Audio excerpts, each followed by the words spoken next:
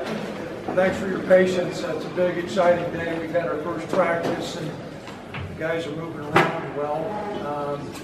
A lot of optimism, but a great deal of challenge. The first game, we're playing in 0 week, which is a little bit new for us. But our players have handled the situation really well. They've come back in great shape. I think our guys are moving around really well. I always look at how your seniors are moving around, and whether it's James Price or Andrew Wingard or Carl Granderson, really like the movement that they have, great attitudes. We've had a super summer, but we got a lot of work to do. We're playing in a really competitive conference, and we've got a really competitive non-conference schedule. If you look at New Mexico State, they won their bowl game. I think they're playing as well as what they have in a long, long time, so it's a big, big challenge for us. So anyhow, at this time, I'll open up any questions.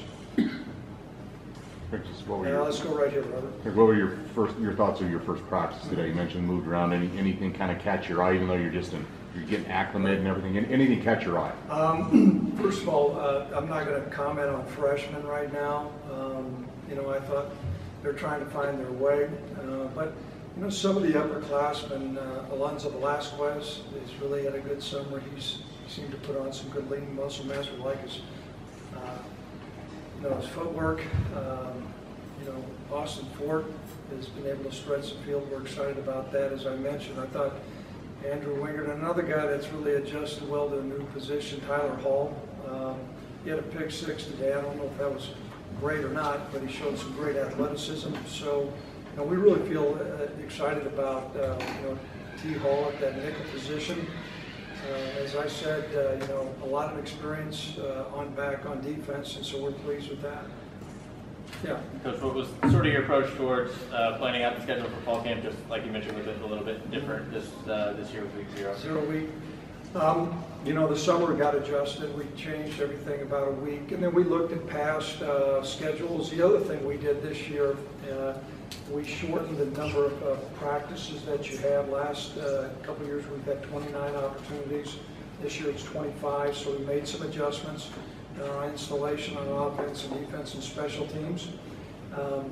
Not a huge adjustment, but some adjustment. And as we go through, we have all those practices planned out. We'll probably tweak a couple as we get in the back end of our preparation.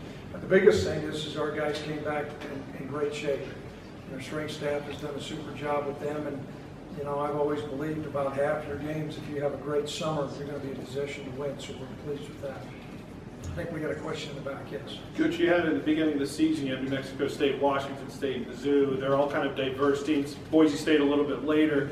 Just talk about the challenges of having so many diverse teams as far as their skill sets, and what it will help you grow as far as becoming a team. That's a great question, and some of that mirrors how the Mountain West is as well. The Mountain West has got probably as many different schemes as far as the time zones we operate in. Particularly, teams always look at your preseason. We've done a lot of preparation on all our opponents, just like all our opponents have done on us. I know this, for me personally, as a head football coach, I'm really focused on New Mexico State. I like to go on the road in Las Cruces. They're probably pretty doggone warm. There's a lot of similarities I see between their program and ours. But we've certainly looked at saying, okay, what are the elements that we're going to need within the foundation of our offense and defense and special teams that's going to carry us all the way through. So the great news is our coordinator's back, all our coaches are back. We've worked together well for a long, long time, and that gives me as a head football coach a great deal of comfort. Got a lot of trust in these men. I think there was another question, maybe over left, yes. Coach, you started the week early, but that gives you 2 byes this year, one late in the season. Is that an advantage or disadvantage, or how do you view having 2 bye weeks this year? Well, I think first of all, if we take a measured approach on how we're looking at an extra week of fall camp, that can certainly help. Many times as coaches, you always want to seem to do more, and there is a residual effect as far as if you wear guys down. Certainly during the course of the year, we've always utilized our bye weeks by utilizing time for working on fundamentals, our upcoming opponent, and then we've spent a great deal of time on recruiting in bye weeks as well. And so the fact that we have 2, one that's coming a little bit early, I believe, before our Boise State game, and then later on we'll take full advantage of those. Most of my colleagues, coaches are, they play them like you get, and so you make a plan with what we have. We're going to embrace the schedule, and we're excited about it. Other questions? Coach, some rule changes, the red shirt rule.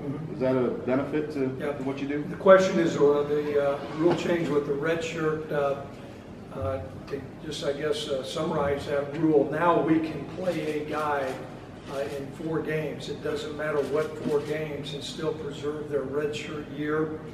We feel like it's a win-win for all of college football. When the red shirt rule first was in existence, there was 145 scholarships, and people played 10 games. And now there's 85 scholarships, and you're playing 13, 14, sometimes 15 games. And so teams get worn down. We are in the process of kind of analyzing what guys we'd like to integrate in at what times. I think everybody around the country is trying to figure it out, but I can tell you this, there's not a coach in college football that doesn't think this was a great move. Yes. So it's just so many players out with injuries back in spring camp. Does it just look different today with maybe more guys healthy out there? It certainly does. We had a lot of guys, you're right, missed in spring football, and that's one of the advantages of carrying a full-bodied squad, because we were able to have a spring game. And some of our guys that were down the line that competed, like Josh Calvert and Justin Ward, these guys added great value to our football team. Certainly now in fall camp, it's great to have some of these guys back. Carl's back at full speed. Ravante Holt is back. Sid Malou, all these guys are back. So we certainly look different. I know Scotty Hazelton kind of joked. He said this is kind of like free agency. All of a sudden you have all these bodies show up. Yes.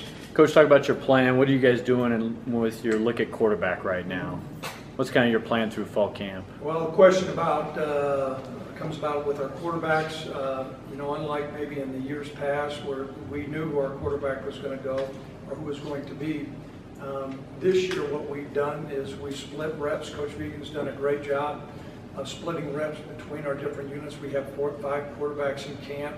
The lion's share of reps are going to be shared right now between Tyler and Nick, but some of our younger guys, Sean's certainly getting some reps. So we're spreading those reps around, but I wouldn't say they're spread evenly. Other questions?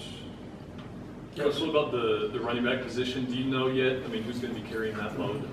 Well, we're really encouraged on the fact that we feel like we'll have our running backs back. We're a little bit concerned. We didn't know if Trey Woods was going to be back. He will be. Kellen Overstreet will be back. Nico Evans had a good spring. He's starting at the top of the depth chart. And then we've got a couple freshmen that we will take a hard look at there. Unlike maybe the years when we had Brian Hill, it'll be a little bit more running back by committee. You talked about the quarterbacks, Coach. Tyler Vanderwall was number 1 coming out of spring. Is he your clear-cut number 1 right now? Yeah, the question is about Tyler's status. He's not our clear-cut number 1. There's good things Tyler did today. There's good things Nick is doing. We'll continue to evaluate that during the course of fall camp. We felt like it was important to name a starter after the spring competition, but there's going to be some more competition. But I can tell you right now, Tyler sets at number 1. I thought he had a good day today. He's got a good zip on the ball. He's got good mobility.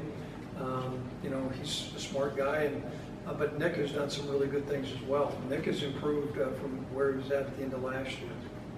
Yes. As far as the preseason awards and the picking of Wyoming to finish second in this year, how do you keep the guys focused moving forward? With all those kind of, would you say, maybe distractions and all? Well, I addressed that this morning. As an old seasoned football coach, I told him it doesn't take long to get from the penthouse to the outhouse. And when you start reading your press clippings of all the pundits that are out here saying how great they are, those things always concern me. Complacency. We do have some good experienced players. And so we talked about staying focused, being really grooved into the task at hand, staying in, doing your job, playing together as a football team. And that's part of maturity and part of the leadership that we have as coaches. And then specifically, that's one of my main jobs, make sure we've got a good focused football team that has confidence. There's a time our football team didn't have confidence. But complacency can have a big detriment to your football team. And so I'm keenly aware of that. Our coaches are keenly aware of that. I think our players are keenly aware of that also.